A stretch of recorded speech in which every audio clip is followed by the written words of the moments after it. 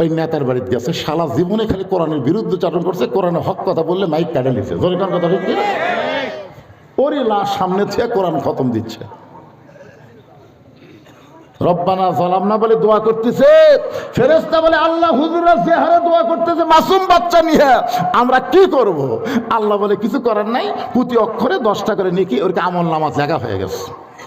ওরা কোরআন পড়িছে, নেকি লেখা হয়ে গেছে। একই নেকি কয়বার? আপনি যে ব্যক্তি কোরআন পড়তেছে তার কি ফেরেশতারা বসে আছে? কথা কর না কেন? বসে আছে।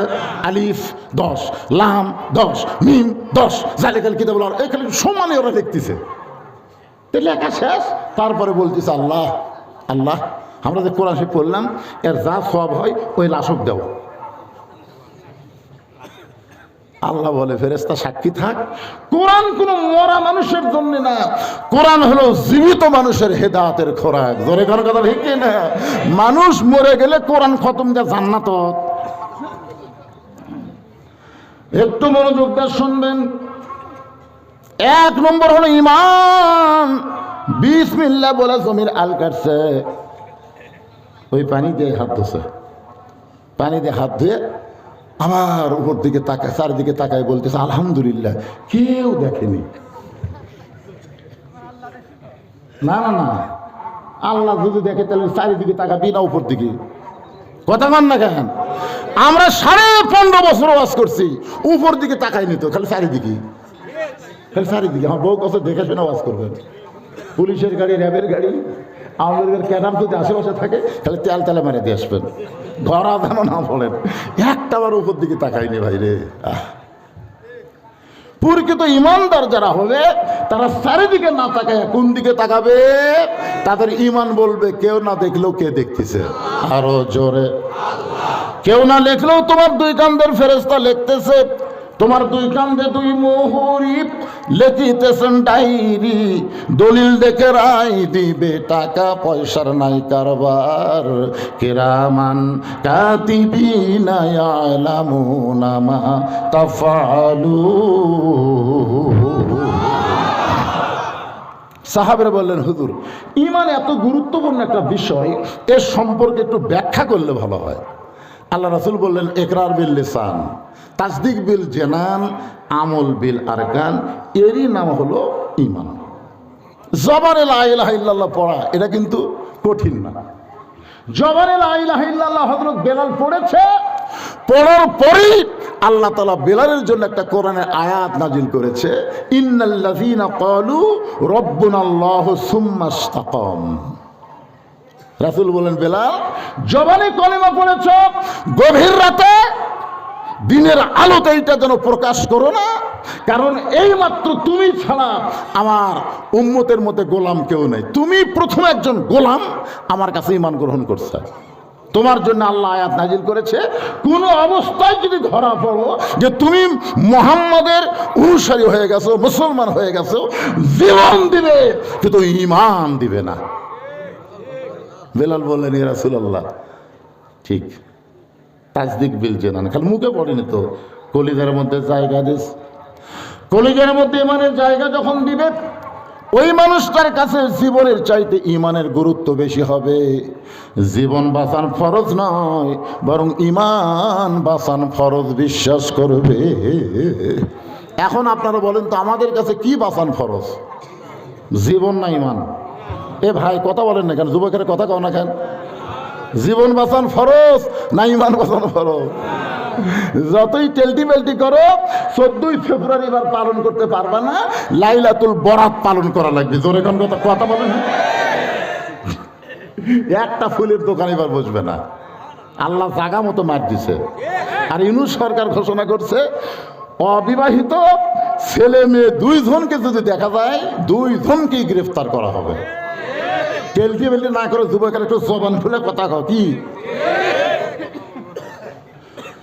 কলিজার মধ্যে ঈমান কেমন হয়? একটা বাংলাদেশে একটা মানুষের কথা আমি বলতেছি, আমি আগে নাম বলতেছি। লোকটার নাম হলো মীর কাসেম আলী। লোকটার নাম হলো মীর কাসেম আলী। উনি জেলখানার কন্ডম ছেলে বন্দী। উকিল এসে বলতেছে স্যার আজকে রাত 12টায় আপনার ফাঁসি হবে। মীর কাসেম আলী মুচকি মুচকি হেসে বলতেছে ভাই এখন কয়টা বাজায়? তো বলে এখন বাজতেছে 9:30। আলহামদুলিল্লাহ, 2.5 ঘন্টা সময় ওয়াজাতে বসে থাকে, কি করবো? আমি 2 ঘন্টা ঘুম পারি, 2 ঘন্টা ঘুম পারবো, তুমি আমাকে এসে ডাক দিবা। উকিল কয়, কে রে পাগল, আর ফাঁসি হবি, আর ওই বলে ঘুম পারবি, আর হামাক বলে ডাক দেওয়া লাগবি। আসলে লোকটা ফাঁসি চিন্তায় পাগল হয়ে গেছে, উকিল মন খারাপ করে পার হয়ে গেছে। 2 ঘন্টা পরে উকিল কন্ডম ছেলের মধ্যে ঢুকে দেখে মীর কাসেম আলী নাক দেখে ঘুম পাড়তিছে।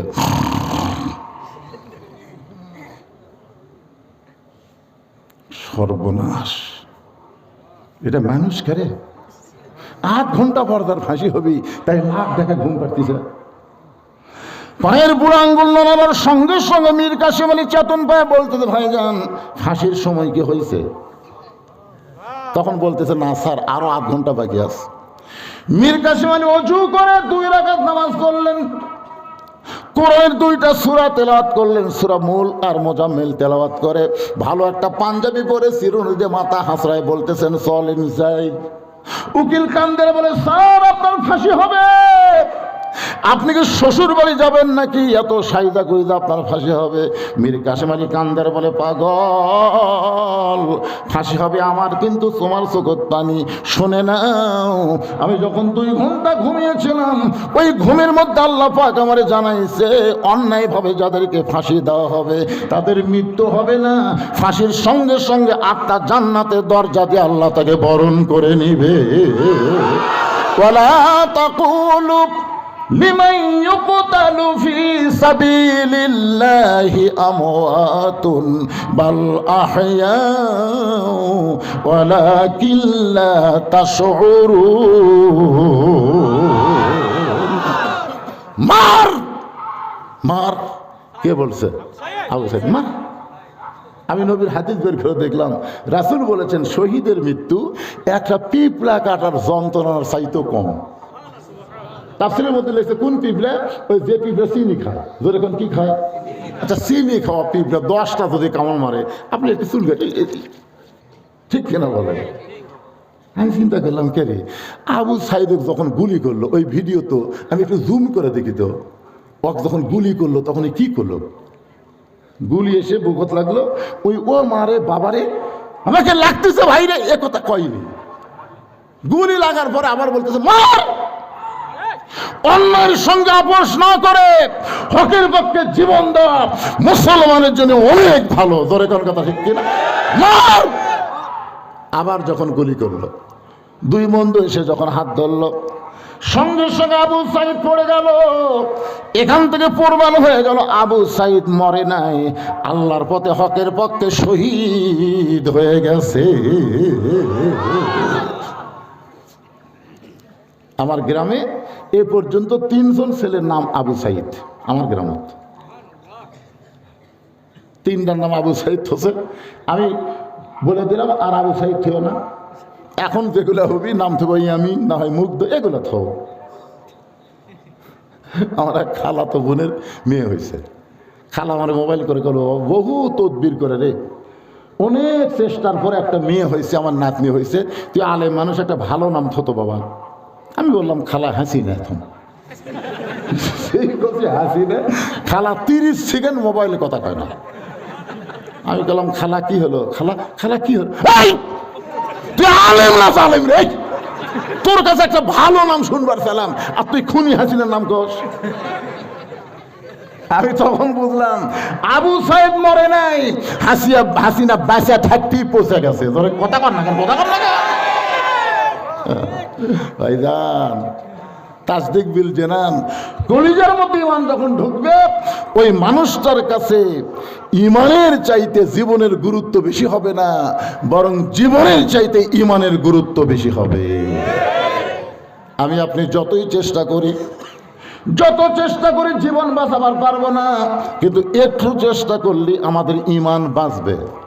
আপনার বলেন তো, যেটা বাঁচান যাবে সেটার পিছনে চেষ্টা করবেন, না যেটা বাঁচান যাবে না তার চেষ্টা করবেন? আপনি যতই চেষ্টা করেন তো জীবন বাঁচাবার পারবেন? তাহলে কি? ঈমান রক্ষা করতে হবে। এরপর আল্লাহ রাসূল বললেন, আমল বিল আরকান, ইমানকে রক্ষা করতে গেলে, তাসদিক বিল জানানকে সঠিক পর্যায়ে রাখতে গেলে তোমাদেরকে ইমান অনুযায়ী আমল করা লাগবে। আপনার বলেন তো, ইমান অনুযায়ী আমল করবার গেলে সর্বপ্রথম যে আমলটা আসবে তার নাম কি? আরো জোরে, এ সাইড থেকে বলতেছে না। আপনি বলেন তো, রোজা না রাখলে বেঈমান হবে, এই মর্মে কোনো হাদিস আছে? হজ না করলে বেঈমান হবে, এই মর্মে কোনো হাদিস আছে? যাকাত না দিলে কাফের হবে, এই মর্মে কোনো হাদিস আছে? কিন্তু লা সলাতা লা ইমানা, যার নামাজ নাই তার ইমান নেই। লা সলাতা, এই দুই মুরব্বী উঠতে চাচ্ছে নাকি? কি বাজান উঠতে চাচ্ছেন? হ্যাঁ, আচ্ছা, যান যান যান, ওই জায়গা ফাঁকাই থবেন, উনি আসে আবার ওখানেই বসবেন।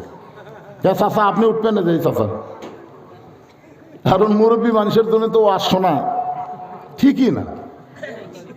হ্যাঁ, এমন মুরব্বী মানুষের কোনো হিসাব নাই তো। আল্লাহর সামনে যখন দাঁড়াবেন না, আল্লাহ তখন আপনাকে বলবে তোমার শৈশবকালের কোনো হিসাব দেওয়া লাগবে না, তোমার বুড়াকালের কোনো হিসাব চাই না, খালি যৌবনকালের হিসাব দিয়ে জান্নাত চাও। এই কথা থেকে খেয়াল করেন, কোন কালের হিসাব? আরো জোরে বলেন। এখন যৌবনকাল শয়তানকে দিয়ে, বুড়া বয়সে ভালো হইয়া কোনো লাভ নেই। যৌবন শয়তানকে দিয়া, বুড়া বয়সে ভালো হইয়া মসজিদে গেছে চেয়ার লিয়া, এখন কি দিয়া সারা জীবন শয়তানি করছে।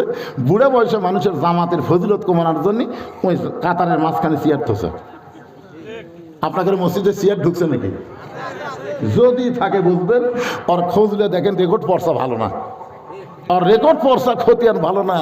যৌবনকালে শয়তানরে দিয়ে বুড়া বয়সে চেয়ার নিয়ে পায়ের গোড়ালির সঙ্গে গোড়ালি মিল করে কাতার সোজা করা লাগবে, কিন্তু ওরই কারণে গোটা কাতার মাকরু হয়ে গেল। জোরে কোন কথা ঠিক? তার মানে কি?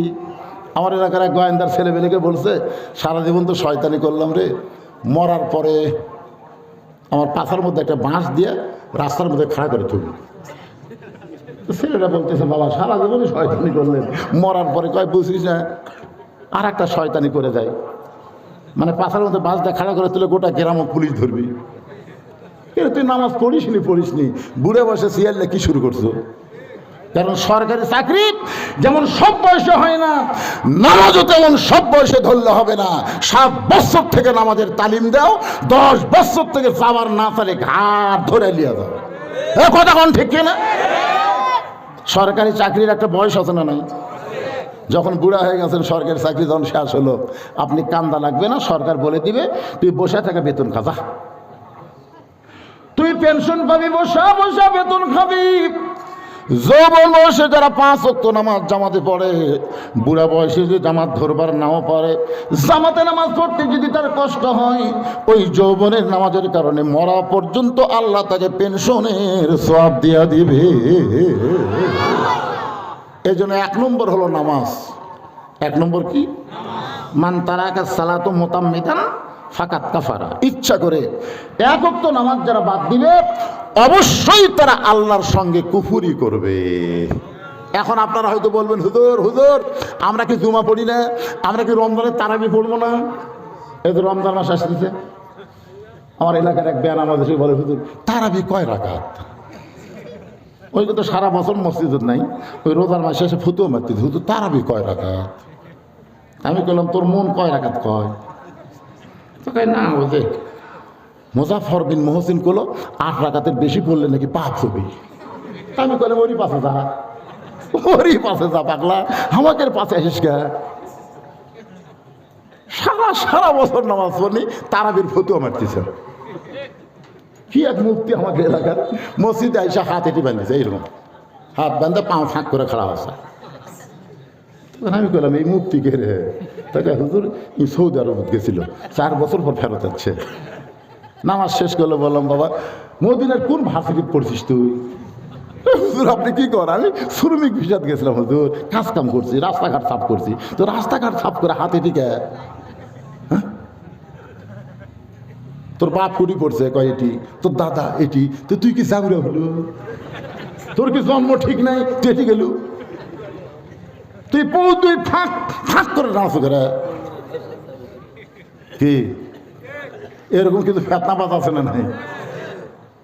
সারা বছর নামাজের কথা নেই, ওই এসে ফেতনা বাঁধাচ্ছে। তারাবি 20 রাকাত, এ ব্যাপারে আমাদের কোনো ফতোয়া চলবে না। জোরে কথা ঠিক কিনা? এই সবে বরাতলে ফতোয়া মারতেছে, কি বলবো ভাই। দান শোনেন, যেগুলো খারাপ সেগুলো সবাই জানে খারাপ, তাই বলে কি ভালো বাদ দেবেন? যখন ভালো কি বাদ দিবেন? একটু মনোযোগ দিবেন। আমল বিল আরকানের উপর আমি নামাজকে নিয়ে কথা বলতেছি। বলে হুজুর আমি কি জুমার নামাজ পড়ি না? আপনারা বলেন তো জুমার নামাজের ফরজ কি? এই যারা নামাজ পড়েন, জুম্মা পড়েন, তার কথা আমি বলতেছি জুমার নামাজের ফরজ কি? জুমার নামাজের ফরজ হলো ইজা নুদিয়া লিসসালাতি মিন ইয়াউমিল জুমআ ফাসআউ ইলা যিকরিল্লাহ।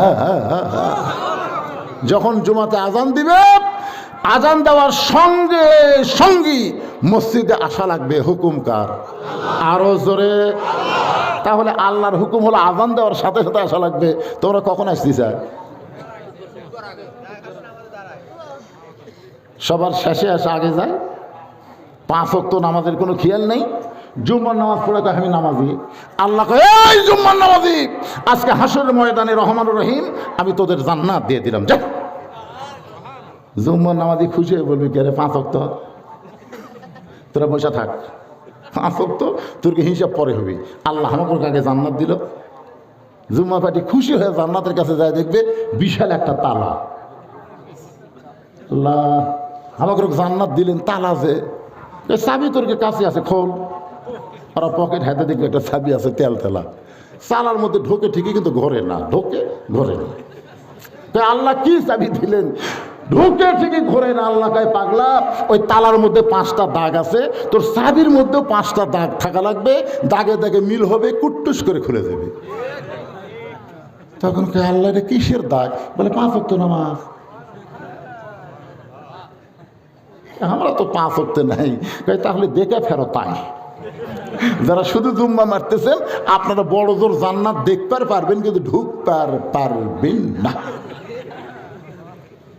এই জন্য পুরুষ মানুষের জন্য 1 নম্বর আমল হলো নামাজ। জোরে বলেন, নাম কি? আরো জোরে। আর নারীদের জন্য 1 নম্বর কিন্তু নামাজ না, নারীদের জন্য 1 নম্বর হলো পর্দা। আল্লাহ নবী ফাতেমার ঘরের মধ্যে ঢুকে ফাতেমার আঙ্গুলে একটা চাপ দিয়ে বললেন, মা আমি তোকে বাবা বড় ভালোবাসি।